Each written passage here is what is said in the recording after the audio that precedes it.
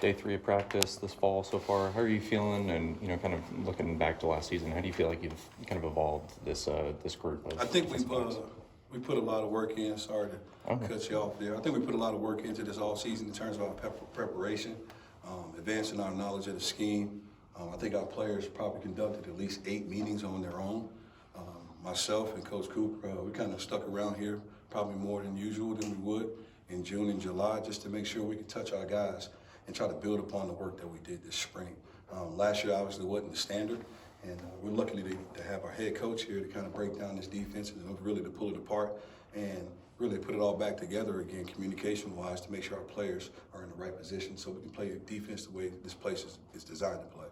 Other than every getting better at everything, what's maybe one thing that you thought as a secondary that you needed to elevate your play? I just thought the understanding. I think sometimes the players can know what to do, but how everybody fits into the picture, that's another thing. Because then we're playing the game within the game. Where's my help? How does my help determine my leverage? Right, and then we can begin to play from there. So I think we went from the what, right, to understanding the why. So I think I said that this spring. We need to know why we're doing what we're doing, and this is Generation Y, right? WHY. Everything we ask them to do, they want to know why. So as coaches, we got to be prepared to show them why. You mentioned an emphasis on communication. Is that the big focus this fall camp? Just making sure that everybody's communicating and making sure everybody is where they need to be? Correct. We say communication is free, right? And if you're loud, your volume reflects your confidence, right? It can be, a little bit disappointing, right, to the offense. So one, we got to get lined up and be on the same page. Offenses don't stay the same; they don't stay static.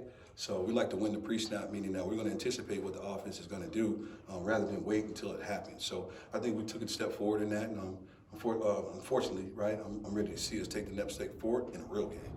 How is the dynamic between you and Bray different this year compared to last year? What this change? I think obviously I have more access to him, now that he's in the room more consistently.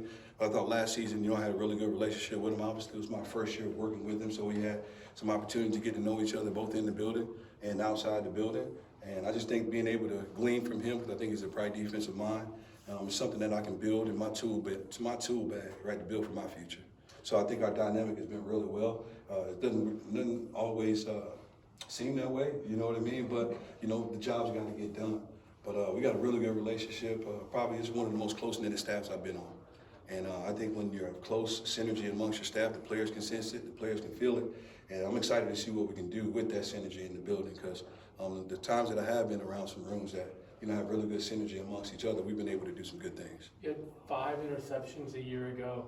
As you look to create more turnovers, is that something you look to do directly, or do you see that as a byproduct of doing everything else right? For us, we like to say that we have 4 P's of takeaways. One being preparedness, right? If you're prepared, you know what to do, you can anticipate what's coming at you. The next one is physicality. If you arrive there with physicality, right, we got an opportunity to discharge the ball, right? The next thing we want to have, right, is purpose, right? We want to get there with a purpose. And more importantly, our calling card as a defense will be our pursuit. So we need population, meaning we need hats to the football. That's how we do it, right? If we prepare, we play physical, we have a purpose, right? And then we get there with population to get hats to the ball, right? I like opportunities to get even more. In terms of catching the football, I think it's an opportunity for us to just understand what we do, right? It goes back to the preparation.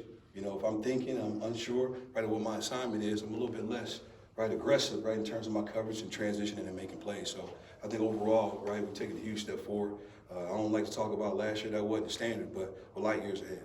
You mentioned standard. If you could put it into words, what is the standard that you're trying to set here? I think for us, man, we're going to do more, right, with less in terms of our mentality. This program has always been blue collar.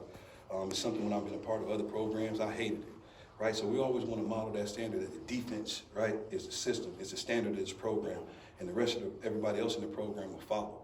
So it starts with attention to detail, right? It starts with, right, physical play, right? Understanding that this game is going to be physical. We play a physical brand of defense. If you don't like physicality, don't come to Oregon State.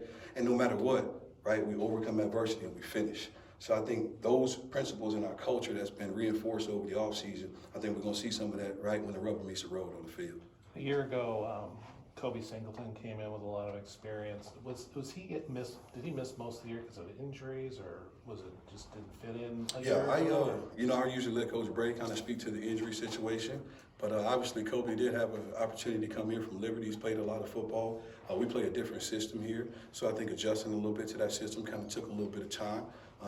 So I think that year off really helped him out, get an opportunity to take a step back, right? So he can learn more football, right? The whys and the whats of what we do, as opposed to the system that he played at Liberty. We're more off, right? We're a little bit more press coverage oriented. So I think that year off for him allowed him an opportunity to mature, right? And take a step back. When I say maturity, not an age, right? More maturity in the football 101, football intelligence. So I think, we're excited about him. He has some natural instincts about him, but I'm going to continue to push him to see what his ceiling is so we can get some consistency out of him.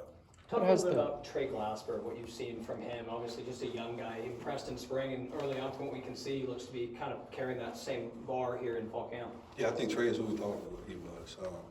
He's a humble young man, but he carries himself with a lot of confidence. You would think he talk a lot of trash out there, but he does not. But we target those guys in our program, those guys who have humility, right? Maybe under the radar. He was a kid in recruiting, right? I was nervous every week because he's such a good defensive back, but he also is a really good receiver, and he had offers at wide receiver as well. So we're happy that he got here early, right? Got an opportunity to get in the weight room, got an opportunity to really get into our system. But he just has some innate ball skills, some innate instincts that you can't teach sometimes. And as a coach, we got to make sure that we don't overcoach it, right? And let those instincts come alive on tape.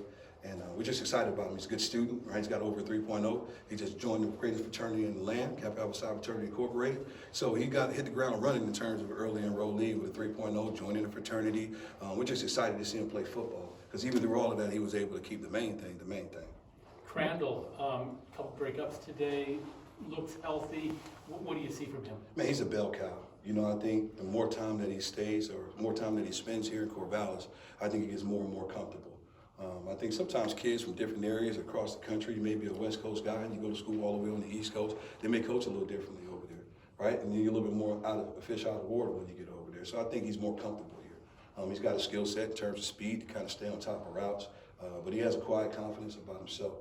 Kind of struggled early, right? Going from a semester school, right, to a quarter school, you got to hit the ground running academically. So I think early in spring that kind of clouded him a little bit because he needed to catch up academically, being a 10-week quarter versus a 16-week semester.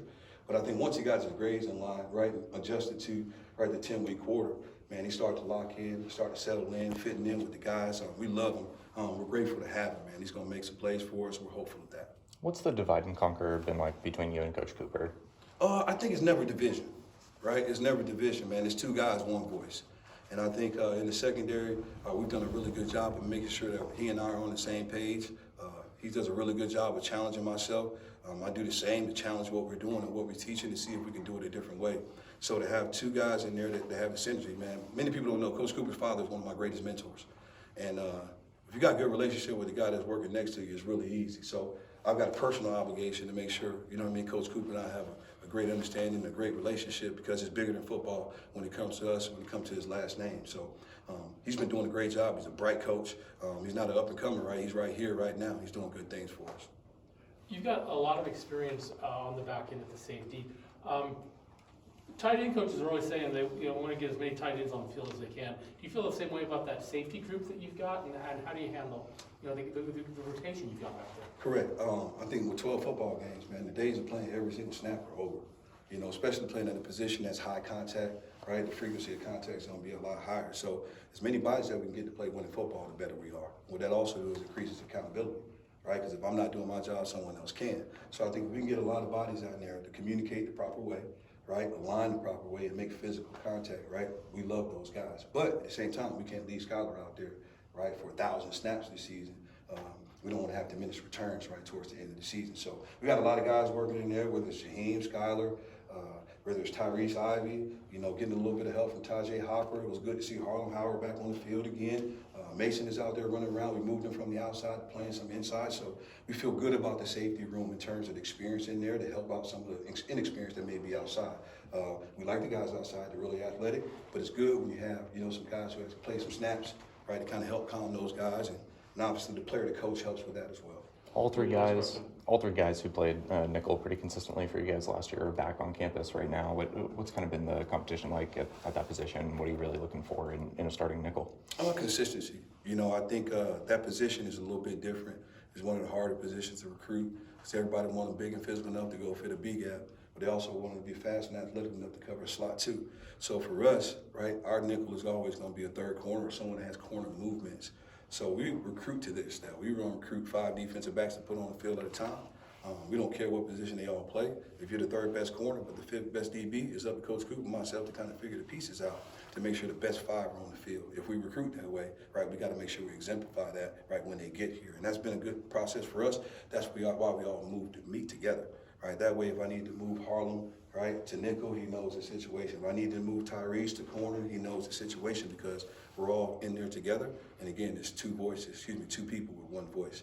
So I think that part of it has been really good for us, and it's given us opportunity, right, to whether I may be handling something with Coach Bray, and the players want to come up and watch extra film, right, Coach Coop is available also. So it's a really good system where if he's busy doing something or I'm busy doing something, the players always have someone, right, to kind of watch some extra tape with them. And believe me, they are challenging us. They're probably up in my office already right now. I don't even get a chance to shower until later on, and I love it, and I want that. And because the good players are going to say, coach me, coach. Right, regardless of what it is. And again, we got to do more with less around here. We're going to play a tough schedule here, right, versus 12 games versus 9 different conferences, right? We got at least 2 to 3 potential first-round wide receivers projected, so it's going to be a great challenge for us. I'm excited to see us approach that. Thanks, Coach.